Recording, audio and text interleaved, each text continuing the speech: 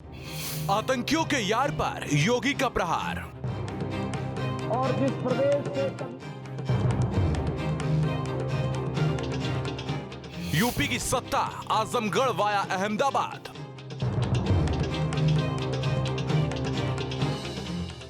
अहमदाबाद धमाके के आजमगढ़ से तार।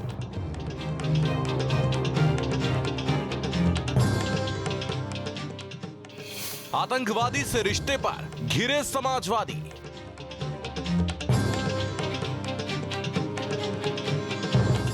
Political picture of Azamgarh.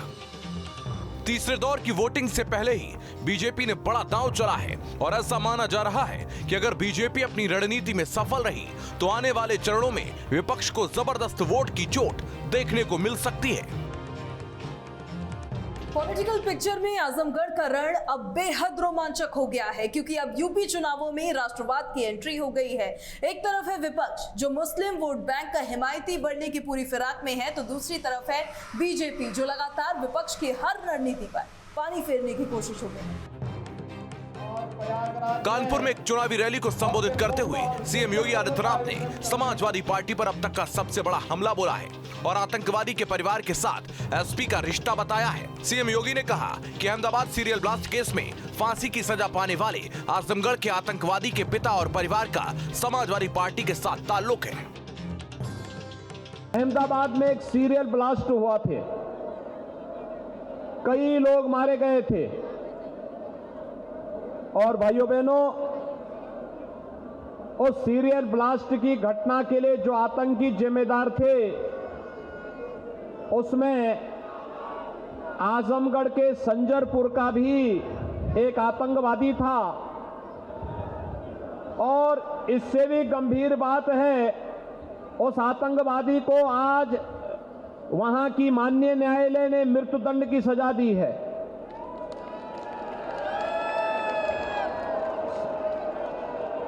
उस आतंकवादी के पिता का संबंध, उसके परिवार का संबंध किससे है मालूम है? समाजवादी पार्टी से। अब अनुमान कर सकते हैं,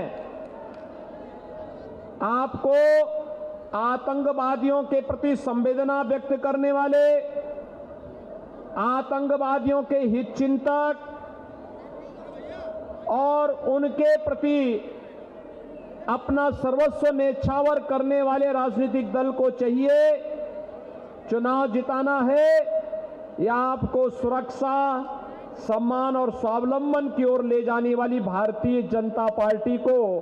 और यही आह्वान करने के लिए आज मैं आपके बीच आया हूं। 2008 में अहमदाबाद में हुए सीरियल ब्लास्ट ने 2022 में यूपी की सियासत में आतंक के जख्म को फिर से हरा कर दिया है। वहीं आतंकवाद के जख्म से समाजवादी पार्टी के कनेक्शन के आरोप लगे हैं।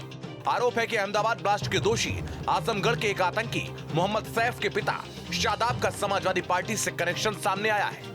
हालांकि सीएम ने नाम नहीं लिया, लेकिन दावा किया जा रहा है कि जिस आतंकी का जिक्र सीएम ने किया उसके पिता शादाब की फोटो अखिलेश यादव के साथ है। मुख्यमंत्री योगी आदित्यनाथ ने चुनावी रैली में अखिलेश पर तंज कसा और कहा कि 2012 में अखिलेश ने मुख्यमंत्री बनते ही सबसे पहले अयोध्या, लखनऊ और वाराणसी बम ब्लास्ट के आरोपियों पर दर्ज मुकदमे हटाने वाली फाइल पर साइन किए थे। लेकिन याद करिए 2012 में जब समाजवादी पार्टी की सरकार आई थी, समाजवादी पार्टी ने पहला निर्णय क्या लिया था?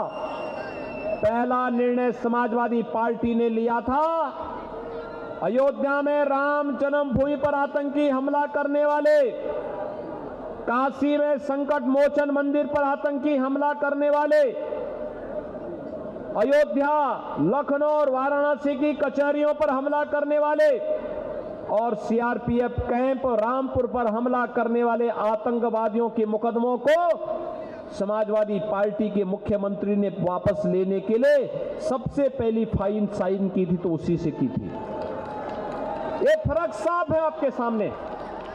एक तरफ प्रदेश के विकास को गति देने वाली, बिना भेदभाव के प्रदेश के अंदर विकास की प्रक्रिया को तेजी के साथ आगे बढ़ाने वाली, गांव के लिए, गरीब के लिए, नगर के लिए नौजवान के लिए, महिलाओं के लिए और समाज के प्रत्येक तबके के लिए विकास की प्रक्रिया को आगे बढ़ाने वाली भारतीय जनता पार्टी की सरकार है। और दूसरी तरफ चेहरा देख करके विकास की योजनाओं में बंदर बांट करने वाली समाजवादी पार्टी। मुख्यमंत्री योगी ने दावा किया है कि साल 2017 के पहले यूपी अपराध, दंगा, कर्फ्यू के लिए जाना जाता था, जबकि साल 2017 के बाद भारतीय जनता पार्टी की सरकार बनते ही अपराधियों को जेल भेजा गया। मुख्यमंत्री ने कहा है कि 5 साल के शासन में एक भी दंगा उत्तर प्रदेश में नहीं हुआ है। उत्तर प्रदेश आज दंगा मुक्त है, भय मुक्त है, गुंडागिर्दी से मुक्त है। और जिस प्रदेश से कभी व्यापारी पलायन करते थे, आज वहां पर प्रगति हो रही है और अपराधी उस प्रदेश से आज पलायन कर रहे हैं। ये नए भारत का नया उत्तर प्रदेश है।